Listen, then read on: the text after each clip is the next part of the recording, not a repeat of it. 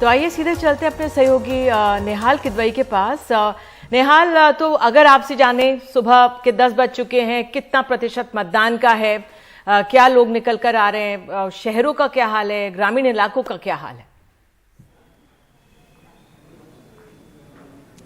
देखिए, सबसे बड़ी चुनौती जो पिछले कम से कम 10-15 सालों में देखी जा रही है कि शहरी इलाके के जो वोटर्स हैं बहुत कम आते हैं वोट देने के लिए।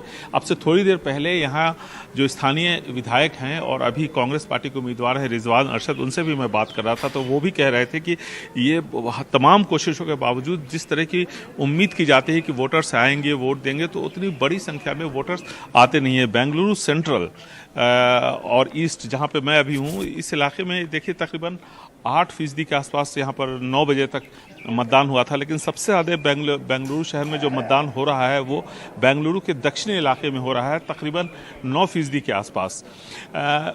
और इसके अलावा जो ग्रामीण इलाके हैं वहाँ पर थोड़ा सा परसेंटेज बढ़ा है, लेकिन इसके बावजूद बागलकोट है वहाँ पर वोटिंग का परसेंटेज कम है वहाँ। तो अब देखना है कि जैसे जैसे वक्त बढ़ता है कि किस तरह से लोग वहाँ पर पहुँचते हैं। ग्रामीण इलाकों की एक विशेषता यह है कि वहाँ पर जो लोग वोट करते हैं 9 बजे से पहले करते हैं और फिर 2 बजे के बाद करते हैं। आमतौर पर ये देखा गया, शहरी इलाकों में 2 बजे तक बहुत ज़्यादा वोटिंग होती है, लेकिन अभी यहाँ पर वोटिंग का परसेंटेज सुबह में जितनी तेज हमें दिख रहा था, जितनी भीड़ थी इस बूथ पर, इस वक्त थोड़ी कम ज़रूर हुई है भीड़। तो अब देखना है कि कितने सारे लोग और यहाँ पर आते हैं।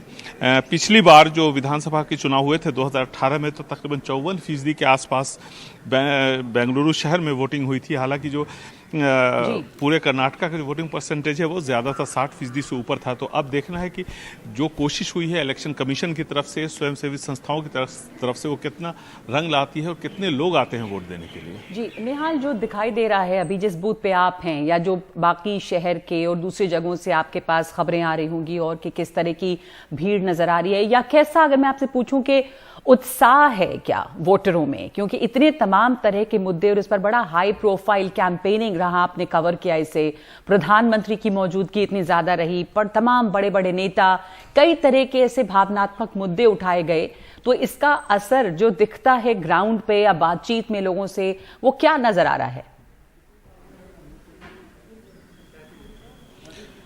देखिए, कांग्रेस और जेडीएस ने स्थानीय मुद्दों पर चुनाव लड़ा, बीजेपी ने राष्ट्रीय मुद्दों पर चुनाव लड़ा।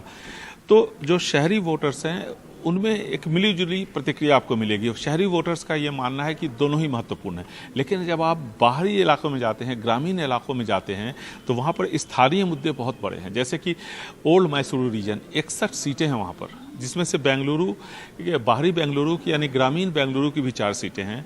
वहाँ पर नंदनी बनाम अमूल बहुत बड़ा मुद्दा है। दूसरा जो बड़ा मुद्दा है वहाँ पर है महंगाई का। हालांकि ये एक अजीब सी बात है कि इस बार जब यहाँ चुनाव हो रहा था तो जेडीएस और कांग्रेस को बीजेपी ने कुछ इस तरह से घेरा कि महंगाई और बेरोजगारी पर बहुत बड़ा कैंपेन वो नहीं चला पाए, और उन्हीं मुद्दों के आसपास वो रहे जो मुद्दे बीजेपी ने उठाए उसको काउंटर करते हुए। देखिए, बाद में देखिए जब कांग्रेस का मैनिफेस्टो आया उसमें उन्होंने बजरंग दल को बैन करने की बात कही। उसके बाद पूरा एक नैरेटिव यहाँ पर थोड़ा चेंज हुआ और फिर वहाँ से डेविएशन होता है। तो कुल मिलाकर के जिन मुद्दों पर, जो स्थानीय मुद्दे जो हैं जिसके लिए विधानसभा चुनाव जाने जाते हैं, उसकी चर्चा उस हद तक शायद मुझे भी लगता है कि नहीं हुई जितनी होनी चाहिए थी, कम से कम इस बार के विधानसभा चुनावों में। जी